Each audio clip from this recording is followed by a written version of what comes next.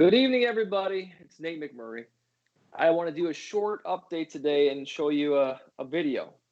Pretty proud of the video that we have, and I want to show that to you. Today is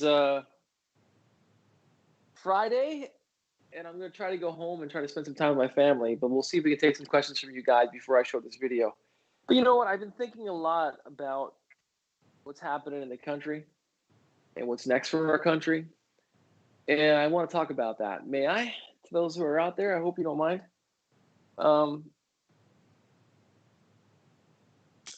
This is a time where a lot of us feel a lot of angst and a lot of fear about the future of the country, and we're worried about the future of the country, and including me. But I've been talking about it for a long time. But I think we should all be aware that America has an amazing ability to heal itself. It really does. I'll give you one example. We fought a war here, but let's give a more recent example. In 1968,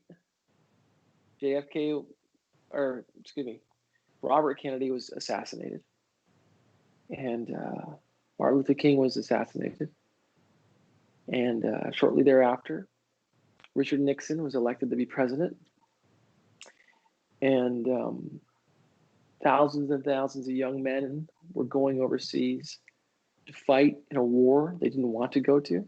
They weren't volunteers.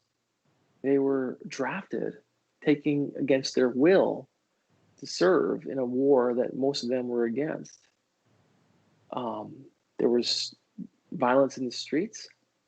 I just watched Remember the Titans with my son, and that movie, I remember watching it when I was younger, Denzel Washington movie, and thinking, oh, this is ancient history, this stuff, the riots and the racism. And clearly it's not ancient history.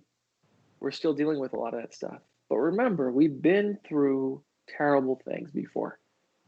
And I'm sure in 1968, when we were at the height of the Vietnam War and Russia was amassing nuclear weapons, a lot of people thought America's never going to be okay, never going to be back to normal. But it did get better. And you might be thinking, how did it get better? Well, it got better because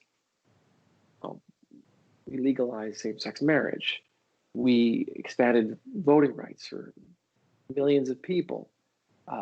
Just 2 years ago, we had the most diverse class of Congress ever elected, more women, Muslims, members of the LGBTQ plus community. So, I mean, amazing things have happened. But in 1968, if I came from outer space and I landed, I'd say to you, how do you feel about the future of America? You might be thinking, not too good. But that didn't happen just because people wished it so. It happened because more people got involved in politics, more people took to the streets, more people said enough. And it's time for us to say enough again. And this doesn't work unless you're involved. Now, right now for my campaign, I'm trying to go to Congress so I can, my real goal is to return the power to the middle class. That's the motivating thing for me. I care about a lot of different issues, but the issue I care about the most is we live in a society where the middle class has been bullied, undermined, attacked, and they throw you a few crumbs, some cultural things. They say, hey, we like pickup trucks too or something, and they expect us to roll over and say, okay, we're good with these guys. But no, that's not enough. The middle class is to be respected, and I'm going to Washington to defend the middle class. But my message overall is, guys, we can fix America. I feel it, and I know the history of America enough to know that we have a country that's an amazing ability to heal itself. And we've been through worse. I don't think there's ever been a worse president, but there's been worse times for America. And we can get through this, but we need to stick together and we need to fight for a better country. So I'm going to talk about someone who's been doing it for a long time, fighting for a better country. Give me a second here. This person is by the name of Richard Lipsitz. Who is Richard Lipsitz? He's a good friend of mine. He is a longtime member of the labor community.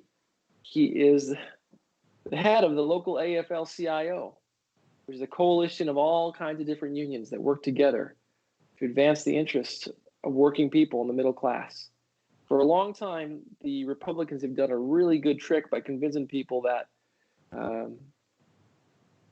the AFL-CIO is somehow a bad thing, or laborers are somehow a bad thing. Nothing could be further from the truth. And Richard Lipsitz is a great guy. He is just someone that I care about and someone I respect, and I consider him a mentor and a friend. So with that, can we roll the video from Richard Lipsitz? Lipsitz, I'm president of the Western New York Area Labor Federation.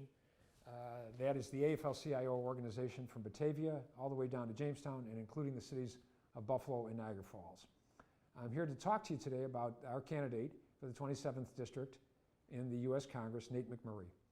We got to know Nate 2 years ago in 2018 when he made a very close race for Congress in the 27th, and then we've gotten to know him even better this past year when he almost won a special election in the 27th. We want to support him in the fall to win this year. We like Nate. Nate's a man of high principle, of integrity. Nate has a working class background. Nate is with us on our issues. He will help support and defend Social Security. He will help support and defend Medicare. He will make sure that he does everything he can that all working class people have health insurance, including protections against having the insurance taken away by companies because of pre-existing conditions. Nate has been with us in fighting against the ravages of COVID-19, the pandemic. Every time we have a strike, every time we have a tough negotiations, we can count on Nate to bring himself and his team to come to our picket lines, to be part of a program that tries to help the unions get a good deal for their membership. We don't hesitate. We want Nate to win on the 27th, and we're working as hard as we can to make sure that becomes a reality. Thank you.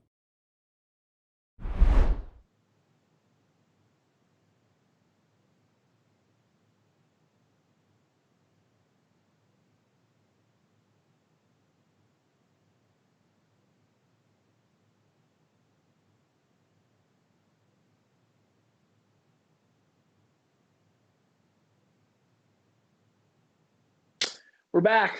Thank you, Richard Lipsitz, for doing that for us. You're a good man. Thank you for your support. Thank you for the support of the AFL-CIO. Thank you for the support of the Teachers Union, New York State Teachers Union. Thank you for the support of the nurses. Thank you for the support of the retail workers. Thank you for the support of the Teamsters. Thank you for the support of so many unions across Western New York. And you believe in me because you know I don't fake. I haven't flip-flopped. I haven't changed. I've been who I am since the beginning. Win or lose, I'll be who I am because I'm not motivated by this as a career. I'm trying to do the right thing and fight for the people of Western New York, people that like me, people who need Social Security, people who have earned Social Security, and people who understand the importance of Social Security and Medicare. Any questions from anybody out there? If you do, and I'll get out. Someone asked me about climate change. Climate change is an existential threat to our country, to our farming, to our lakes, and we have to start looking at it as a real threat that's current and present and now. And we also have to start looking at the opportunities that can come from it as well, which includes infrastructure improvements. The unions support me in part because I support the green jobs that will come from infrastructure, green energy and infrastructure. I'm going to go because I am tired. But Dick, thank you for doing that. We're going to put that up online so everybody can see it and share it. Please share that video. I'm proud of that video because I'm proud to know Mr. Lipsitz. I'm proud of what he and his family has represented for a long time. They're good people, and I'm proud to be associated with such good people. And I promise you that if you do choose me, I will not let you down. Everybody, remember my words in the beginning. This is a dark time for the United States, but we've been through bad times before, and we'll get through this too as long as you're involved. Talk to your friends, talk to your neighbors, get them out.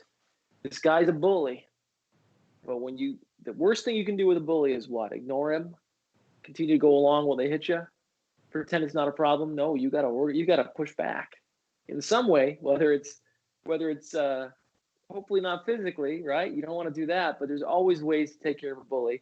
The worst thing you can do with a bully is let them continue to bully you. And we're not going to do that with this president. And we are also going to fight for the middle class in America. Take care. Thank you so much. Bye.